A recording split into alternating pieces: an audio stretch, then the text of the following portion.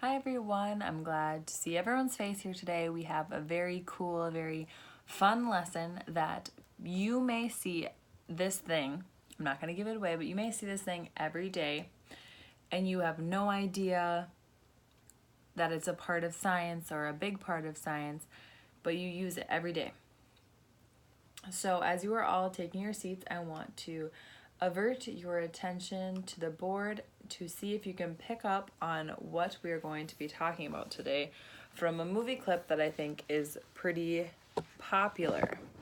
Thank you. Okay.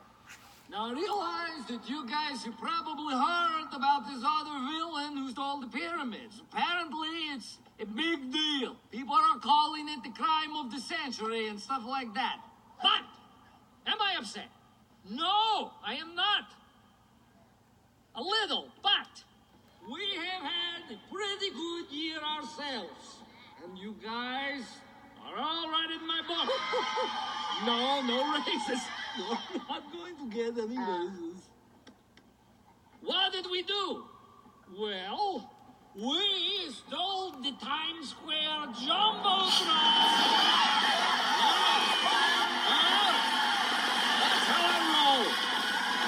Yeah, you all look watching football on that, huh? But that's not all.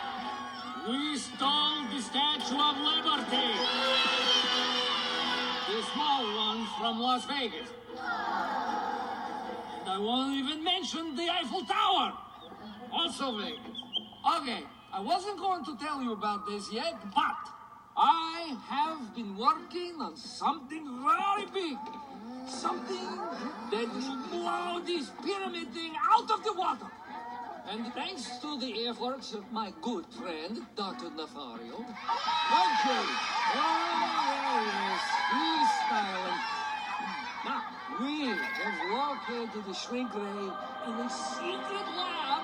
And once we take this shrink ray, we will have the capability to pull off the true crime of the century. We are going to steal. Wait! I haven't told you what it is yet. Hey, Dave, listen up, please. Next, we are going to steal this for effect. Alright, so that is just a funny clip as a way to get you to thinking about the moon. So as seen in the video, it is compared to something so stellar, so great. It's better than the Jumbotron at New York Times Square and better than a lot of things. So we are going to be talking about and taking notes about the moon. So can anyone tell me any information that they already know about the moon or some experiences that they have about the moon? We're just going to raise our hands and I'm going to call on you and you can share your experience and we can maybe write them down on the whiteboard if we feel like that's what we want to do.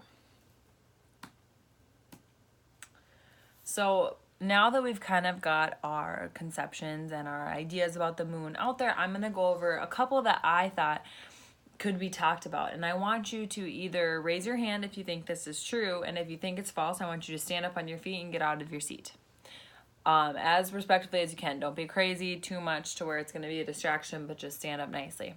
So the first question that I have on this true or false slide is, true or false, does the shape of the moon appear the same each night?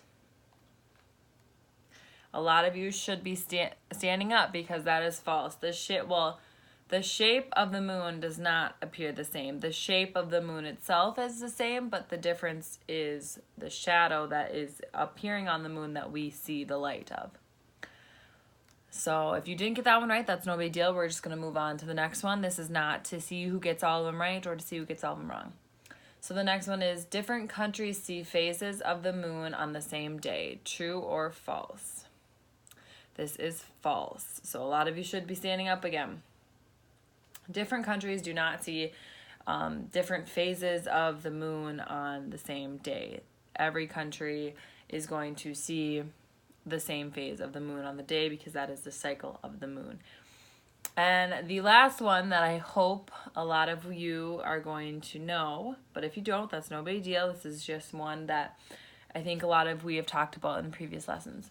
The moon is only out sometimes.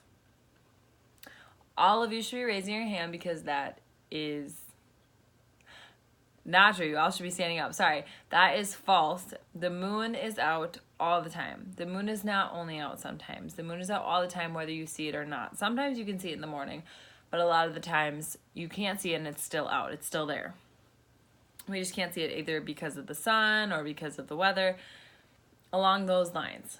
So now that we kind of have all of those tricky questions out of the way, is there any questions? Because we can go over, the shape of the moon, or showing you pictures of the moon in the daylight, if that is a really tricky subject for anyone.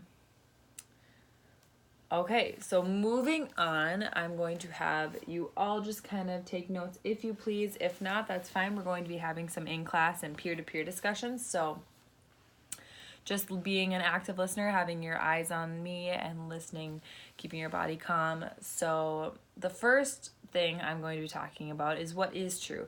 The moon is an important aspect of our Earth, and it has many functions such as creating light, giving the rise and fall to the tides, which is a fact that I don't think a lot of people realize, is the gravitational pull of the moon in comparison to the Earth affects our tides, whether they're high tides or low tides, rise and fall of them. And another one is that it is the Earth's natural satellite. So all of these facts are ones that we can relate to science, and the tides are a huge one of how it affects our ecosystem, and if you think of all the little details that go along with that. The moon is essentially another nightlight to the Earth. The moon lights us up at night, and even though you think the moon is so small and so far away and you can't see its light too often, the moon does give us quite a bit of light. But on the moon, there is no atmosphere. So it's not like our Earth, into where there is an atmosphere and there is some gravity. That is another common misconception, is that the Earth or that moon has no gravity. The moon does have gravity. It is just weaker than the Earth. So what you weigh now, let's say you weigh 100 pounds. You are 1/6 of that on the moon. So it is quite a bit less, but you still have gravity on the Earth. Or on the moon. And what our big focus is going to be today is that there are different phases of the moon. So last week in the lessons prior to, we've talked about the atmosphere and the stars and the stratosphere and all of these different aspects, the sun, the solar system. And now we're going to be specifically focusing in and dialing in onto a deeper connection of the moon. So I'm going to click here on to my phases of the moon, and I want you guys to sit and talk to your partners and discuss if you have seen the phases of the moon and maybe which one you've seen the most. Okay, so if anyone wants to share which one they think they've seen the most, please raise your hand, or which one you see the less or least amount. So the phases of the moon are just important because it is essentially a shadow that goes over the moon, and the part that the shadow covers is the part that we don't see. So we see the part that is lit up. So a new moon is actually very rare, and that is the one that we only get however often. It's I think it was a couple years ago that we had one.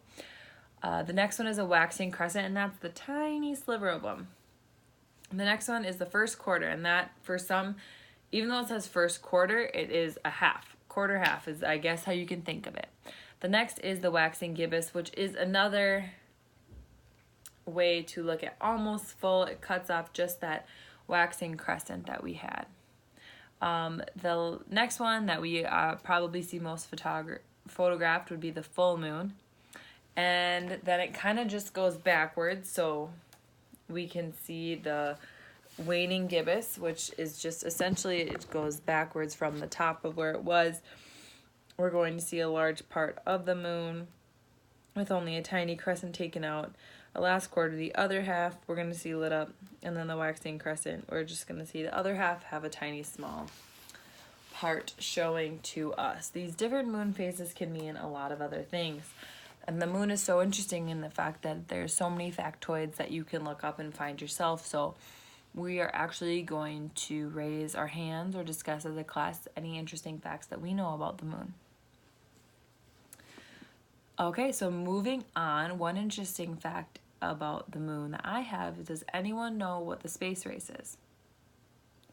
It's not a race on the space, it's not a game that we play, but the space race, I want you to stand up if you think you know what it is, and do 5 jumping jacks if you don't know what it is.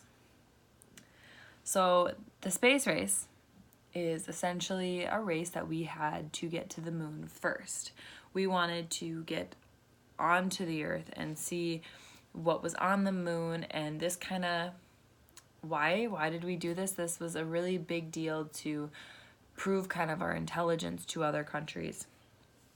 And the next question is, did we do it? So I am going to be pulling up a reading here from our note sheet, and we are going to be just doing a quick reading about the space race and how that can relate to the moon. So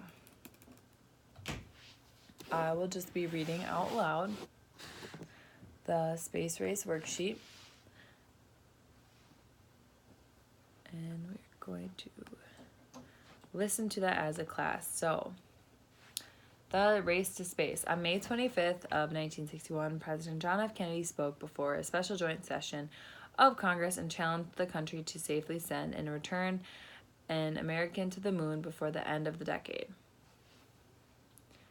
And as we take turns reading this throughout the whole paragraph, we can see that a newly organized NASA met challenges along the way as they strived to meet the goals set by President Kennedy. Despite a rough start to catch up to the Soviet Union, the United States became the first country to conduct a manned lunar orbit in December of 1968, and this was followed by the first lunar landing on July 20th of Apollo 11, and that's probably the one that all of you are familiar with. The United States then celebrated this victory as Kennedy's vision and hope of the nation was fulfilled. So this was a really important historical moment through our history or our society that we made it to the moon first, and that was one of our president's goal, the ruler or the leader of this country.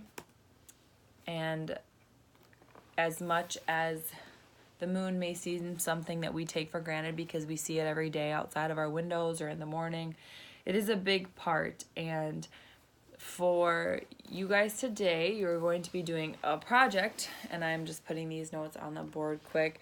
Your project is to be creating a moon phase diagram. You're going to use any material besides paper. I do not want a colored piece of paper. And along with that moon, you are going to be doing a self-evaluation tomorrow, because that is when your project is due, is tomorrow. So you can take any type of material besides drawing it, drawing the moon cycles on paper. I want a little bit more creativity of that, showing at least 4 of the moon phases. So I'm going to show you the quick example that I did. These are Oreos. So as you can see, I drew the Earth in the middle, and I just used Oreos. And this is a super easy example, but you just take the top off, and this one could even be one of your moon phases. I mean, it is an easier one, but this is the full moon. And then you can kind of keep going on to show whatever ones you want. So I'll have you all try to do this with me. I'll hand you all one, but it broke a little bit. But this is another moon phase, and I want you guys to create something like this. You can use any of the materials that I have in the back, or any of the materials that you want from at home, but create a moon phase like this. And then underneath it, you can label it. And if you feel like that's too easy, write a description about what this means or a fact about the moon underneath it. So you will have all the rest of class to work on this, and this will be due tomorrow. You can turn it in at the end of the day if you would like, but it is due tomorrow. And I'm just going to play you a quick clip to end the lesson and start your work time. And this is just another example of how you see the moon every day through movies, through TV, through looking outside, even if you don't know it. This is just a quick clip from Space Buddies that you can see, and I'd like you all to get started on your projects.